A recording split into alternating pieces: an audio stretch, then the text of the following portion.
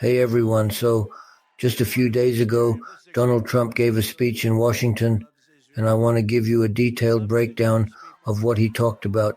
It was a really packed speech covering a lot of important topics, especially focusing on U.S. foreign policy, Israel, and what he sees as the crucial upcoming election. Trump was, as usual, very direct and passionate, and he didn't hold back when talking about the challenges we're facing right now and how he believes things need to change. To start off, Trump talked about the strong relationship between the United States and Israel, something that's been a cornerstone of his policies during his time as president. He spent quite a bit of time addressing the horrific attack that happened on October 7th, where militants killed over 200 Israelis.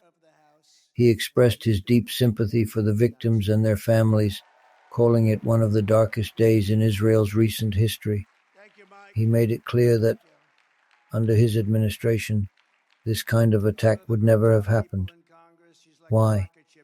Well, according to Trump, during his presidency, groups like Hezbollah and other extremist organizations didn't have the financial support they needed to carry out attacks because he had imposed strict sanctions on Iran.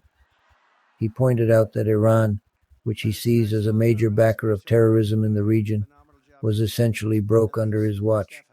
He believes that the moment those sanctions were lifted by the current administration, Iran regained the resources it needed to fuel conflicts like the one we saw on October 7th. Trump was also pretty critical of the current U.S. leadership.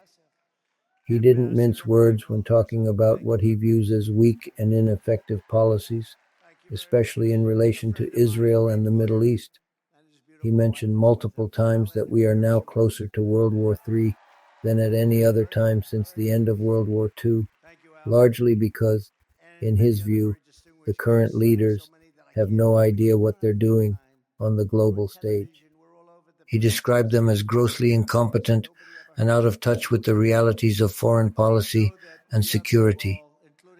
In his mind, the situation in Israel is just one example of how bad things have gotten under the Biden administration, and he's genuinely concerned that without strong leadership, Israel could be facing even greater threats in the near future. At the same time, Trump took the opportunity to remind everyone of what he accomplished during his time in office when it comes to Israel. He talked about some of the major steps he took, such as moving the U.S. Embassy to Jerusalem, a decision that was controversial at the time, but one that Trump sees as a key moment in solidifying U.S. support for Israel. He also mentioned how he recognized Israel's sovereignty over the Golan Heights, another big move that previous presidents had been hesitant to make. And of course, he brought up the Abraham Accords, which he considers one of his proudest achievements. For those of you who might not be familiar, the Abraham Accords were a series of agreements that normalized relations between Israel and several Arab nations, and Trump sees these deals as a turning point for peace in the Middle East. According to him, these accords were a huge step forward for stability in the region, and he hinted that if he had stayed in office, more countries would have signed on to similar agreements. But Trump's speech wasn't just about looking back at what he's done. He was also very much focused on the future, especially the 2024 election. He made it clear that he believes this upcoming election is one of the most important in U.S. history, not just for America, but for Israel as well. He told the crowd that the outcome of this election could determine Israel's future, warning that if the current administration stays in power, Israel might face existential threats within just a couple of years. He was very blunt about this, saying that the stakes have never been higher.